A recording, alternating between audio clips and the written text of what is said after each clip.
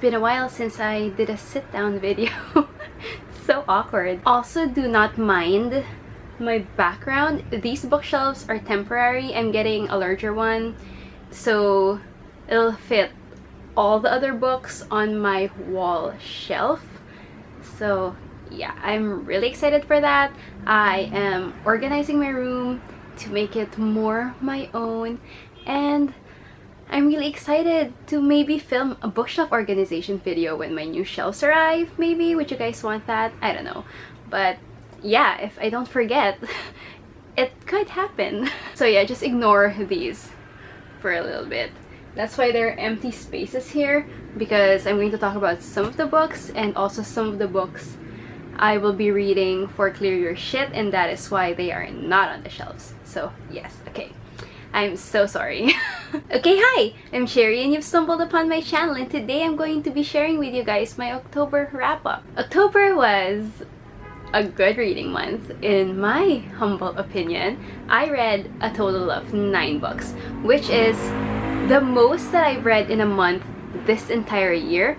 And that's actually a feat because I am a very slow reader. Like a very slow reader. But for the first week of October, I was so surprised that I managed to read 3 books in like 3 or 4 or 5 days. This actually cemented the proof that horror and thriller are my favorite genres.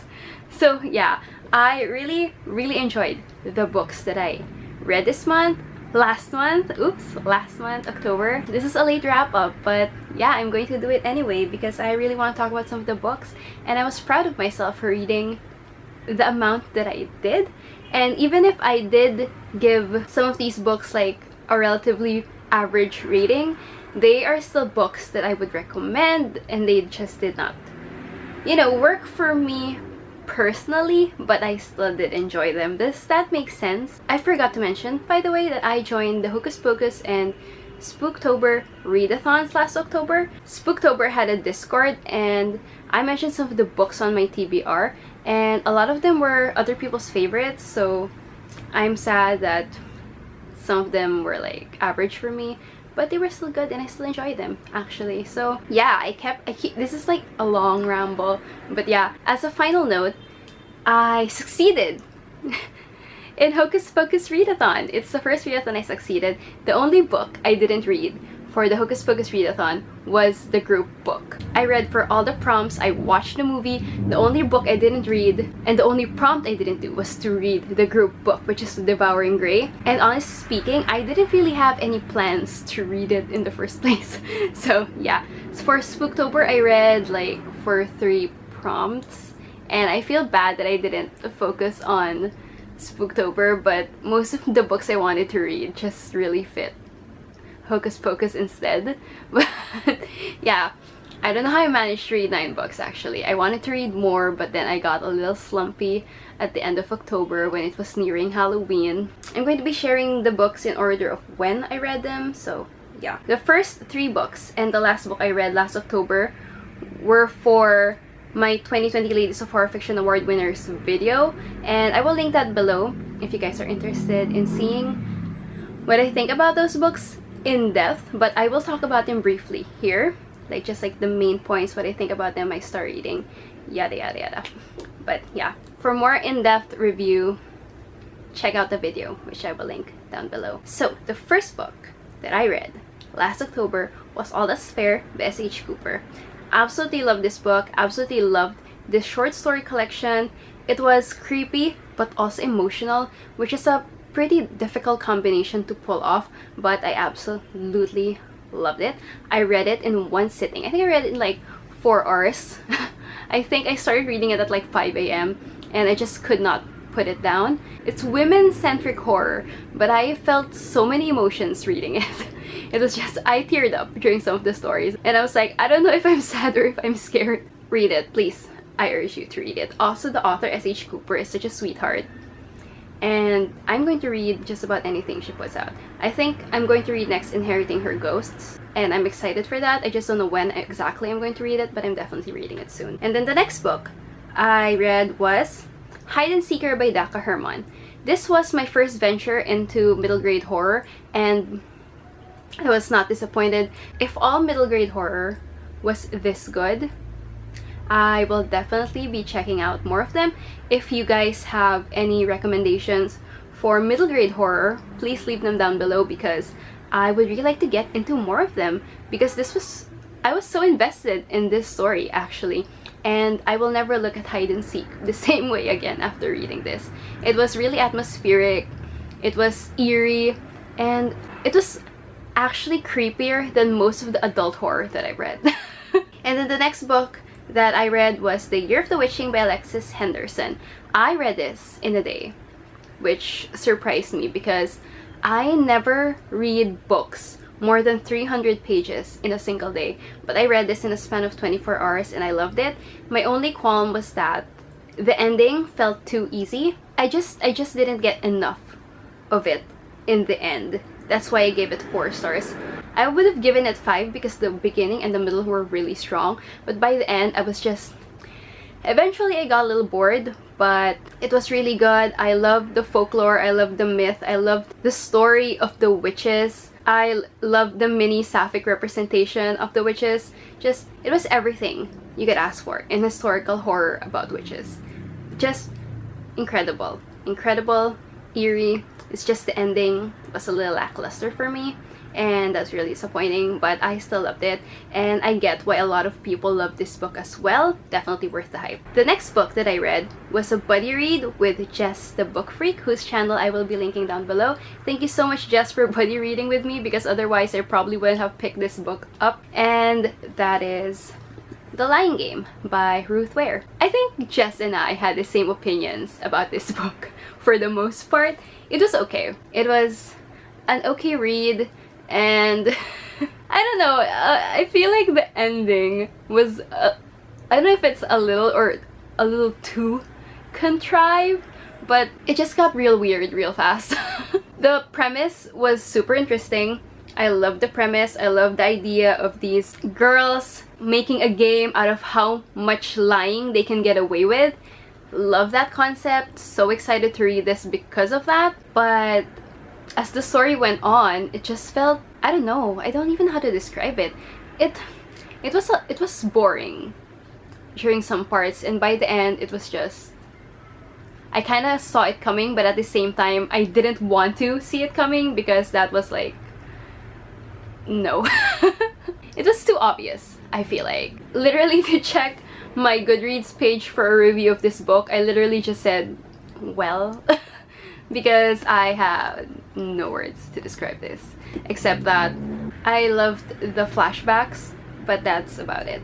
The present day, because it goes back and forth between present day and the girls during their, I think, high school days. The present day was really, really boring. I was like, I just want to get it over with and get me back to the fucking backstory, you know? It was a disappointing. It was my first Ruth Ware book, and some of the people in the Spooktober Readathon Discord said that they gave this like a solid 4 stars, but for me it was more like a 3.5 in the end, which wasn't bad, and I get why they would like it, but personally for me it just didn't work. Although I still will read other books from Ruth Ware because I heard amazing things about her other books, just not this one so much. The next book was another disappointing read, but this one I breezed through pretty quickly, and that's Final Girls by Riley Sager. I love the Final Girl trope. It is my all-time favorite horror movie trope because women have the capacity to outlive everyone else, you know? If anyone can stay alive, it's likely a woman. I liked this one. It was easy to read. I breezed through it. But as opposed to The Lying Game, Final Girls was so contrived. Like, I didn't see it coming, but in a really weird way. It was like, how did we get to that conclusion? Where did that come from? Why was that the conclusion? It was just so fucking weird to me, and it kind of veered off from the idea of the final girl. Although the ending was not the reveal, but like the ending, it was kind of cute, but like on the way there, I was really intrigued. And then once they revealed who the murderer was, it really felt like Riley Sager was writing, and then halfway through the book, he was like, okay, I have a fucking idea that's gonna blow people's minds, but not in a good way. In the end, I also had like a lot of questions, and they weren't really answered in the resolution. But yeah, it was fun. It was fun, and I will definitely be reading more of Riley Sager's books. I understand why a lot of people love Riley Sager's books, but I also understand why Final Girls is always people's least favorite Riley Sager book, even though I haven't even read the others. But I understand. I totally understand. But I will read more Riley Sager's books. Definitely. The next book I read was an average 3-star read. And I fucking hate myself because of this book. And that is The Mirror Sisters by B.C. Andrews. This one won the poll for my Spooktober poll pick. And I was so surprised. I was pleasantly surprised that this won because I really wanted to read this book. So basically it's about identical twins, blah blah blah. And yeah, it was so fucking slow. It was so fucking slow, and nothing really happened until like the last 20 to 50 pages. It got a little repetitive too, and some of the chapters ended with like, and then blah blah blah blah blah happened. And then the next chapter, they talk about like a very different thing, and I'm like, what do you mean? You're not even gonna elaborate on that? Like, what the fuck? I don't know. I feel like this was written fairly recently, so I'm pretty sure, no, I'm sure that this was written by V.C. Andrews' ghostwriter, and V.C. Andrews' ghostwriter kind of read like Danielle Steele's ghostwriter in a way that they were pretty fucking repetitive and very bland compared to the V.C. Andrews book that I read years and years ago. But this wasn't bad. It's just nothing happens for majority of the book. It's like you think something will happen and then nothing happens. And it's like, what? But at the end, so this book is a trilogy, okay? And I was like, I am not going to read the second and third book because this book was so fucking boring. And then, bitch, I reached the end of the book, and it ended on a really fucking bad cliffhanger, and now I hate myself. I detest myself for wanting to read the second and third book really bad because I'm curious as to what will happen. It's just the ending. The ending made me want to like know what happens further. Like, it set up the entire plot that happens in the last 20 pages of the book. Fucking hate it. I fucking hate it. But I might actually read the second and third book because I'm a sellout, and I guess curiosity really did kill the cat because I will die reading that book. But what if the second and third book are actually good though, right? I saw the second book at Fully Book, but I didn't buy it because if as you can see, this book is huge as fuck. The second book was a mass market paperback, and I don't want to put it in my shelf together because I organize my shelf usually by author or by order of books if they're in a series, and this one is huge, and I don't want to put like a mass market paperback that's like half this size next to it because it's gonna like ruin the whole aesthetic. I'm fucking pissed about that. That's why I didn't buy it, but we'll see because I'm curious. Honestly, I should have just read Flowers in the Attic. I should have bought Flowers in the Attic, but we'll see. We'll see. We'll see. We'll see. We'll see. We'll see. Anyway, before I lose my mind yet again, you can watch my reading vlog, my 24-hour Halloween kind of reading vlog, where I read The Mirror Sisters, and I lost my fucking mind. I will link it down below if you guys are interested, but anytime I see that book, I lose my fucking mind because it's like, what do I do now? What do I do now? Anyway, let's move on. The next book I read was The Cabin at the End of the World by Paul Tremblay. This one is another book that I don't know how to feel about. I think I gave it like 3.5 stars. And that is because the whole plot was intriguing, and the plot itself is terrifying to me because one of my biggest fears is home invasion, and this one was a home invasion story. It's just that there's like more to it than just the home invasion bit. For the most part, I was bored. I was bored and I didn't know where the story was going, which should have been a good thing, but I was hoping everything would get resolved by the end. And don't get me wrong, sometimes I really like open endings, but for this one, it kind of didn't work because I don't like being left with like so many questions. Like, I wanted to read the end to know the answer. There are just some books that an open end works, but for me, the open end in this one just did not work out. I was just mostly pissed when I got to the end. There were parts that were exciting. There were parts that were surprising, unexpected. I was pleasantly surprised during some parts, but by the end, I just did not know what to think of it. All I know was that it definitely wasn't a 4-star read. It was definitely lower than that. I wished I liked it more because I know a lot of people love this book, but to me it was just okay. I feel like if they tied the loose ends in the resolution much better, then I would have probably raised the rating maybe to 4. By the end, I was just more confused than when I started, but it was okay. I still enjoyed it, and I already had 3.5 books last October. Like I said, it was a good reading month in the sense that I enjoyed the books I read. It's just that even though I enjoy them, they're not like excellent, fantastic, outstanding books. But I did have a 5-star read, and we are going to talk about that next, and that is The Burning Girls by CJ Tudor. This book has become one of my favorite, okay, maybe even my most favorite horror book right now. And I'm so glad that Erika from MyAlways, I'll link her channel down below, but she highly recommended this book. She did a reading vlog, which I can link down below as well, where she read The Burning Girls, and she was like 5 stars all around. And I was like, ooh, interesting. And I trust Erika's judgment, obviously. This sounds creepy, and I want to be creeped out. And that was exactly what I got reading The Burning Girls.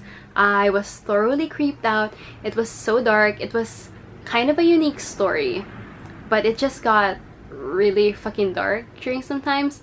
And not just dark, it was so eerie that I was reading it at night.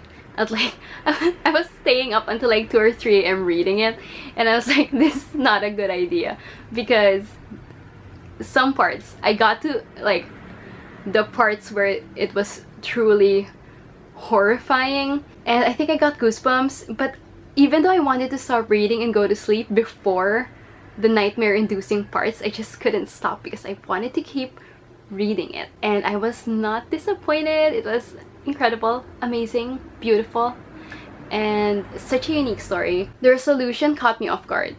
When it was beginning to unravel, I was like, oh my god, wow, okay. Definitely did not see that one coming. I wish I did, but I did not see that one coming at all. So yeah, and it worked. It kind of worked too. I for some reason like resolutions like that. But yeah, it's like a thriller, psychological thriller, murder mystery mixed with some paranormal elements. And while sometimes those kinds of things don't mesh well together in a horror book, this one worked so freaking well that I was surprised, pleasantly surprised, honestly. And obviously I will be reading more of CJ Tudor's books because this one, obvious 5 stars. So thank you so much, Erika, for mentioning it in your reading vlog and for pushing me to read it, because masterpiece, absolutely. And the last book I read last October was a novella that I also read for the Ladies of Horror Fiction Awards winners, and that was The Bellchime by Mona Kabani. I gave this one 4 stars because it was good. It was really, really good. And this story went places. Because this story proved that the mind can be an utterly terrifying place, and everything made me curious. And even though I know what was happening, you're inclined to keep reading because you think that sometimes, oh, you could be wrong, or there are just some things you want to know more of. I had some questions halfway, but they were kind of wrapped up nicely at the end. So I really enjoyed that, and I was glad that the author managed to resolve everything in a very clean way, because the book deals with a lot of things, but more specifically mental health issues. But you can tell that the book was written with care. You know, it was, how to explain it? It was written with care. It wasn't tactless or anything. Definitely reading more of Mona Kabani's work. I think I have her other book, Vanilla, on my TBR. So I will be reading that definitely. But yes, those are the 9 books that I read last October. Like I said, there were some mediocre books, but there were also some incredible books. And even the mediocre ones were pretty great. And honestly, even if I gave them a pretty average rating, I will read more from those authors. Like, no lie, I will read more from Riley Sager, Paul Tremblay, Ruth Ware. Definitely reading more of those. V.C. Andrews even. Even though she's not the one writing her books anymore. But yeah, definitely reading more from all the authors I read last month, because they were just... It's probably my best reading month, like I said, because I did enjoy all of the books that I read. Yes, even the Mirror Sisters, I enjoyed that by the end. It was a good month. October was a good month, and of course it will be because it is the month I am most powerful. And now that it is halfway through November, I am slowly withering yet again. And by December, I'm going into hibernation, and then you guys can just wake me up when it is October 1 again in 2022, because I'm tired. I'm so fucking tired. But yes, what did you guys read last October? Did you read any good books? Can you comment down below any recommendations? Like, recommend to me the scariest book you've read, maybe. And I will definitely check it out. That's literally what got me to read The Burning Girls by CJ Tudor, and I loved it. And it turned out to be one of my favorite books of 2021. So yes, recommend to me the scariest book if you have any, and I will gladly read them. So yes, this has turned into such a long and winding video, and I do not know how to edit it. I probably won't have a weekly reading vlog for week 3 of Clear Your Shit because I just couldn't be bothered to vlog. But maybe in week 4, maybe, because they will reveal the mystery prompt on Monday. But for the weekly reading vlog, I probably will just scrap what I have because I just cannot be bothered this week. I'm enjoying reading, but I just cannot be bothered to vlog. And I'm so sorry. But yes, that is all I have for you today. Thank you so much for watching. I hope you enjoyed this video, and I will see you in my next one. Goodbye!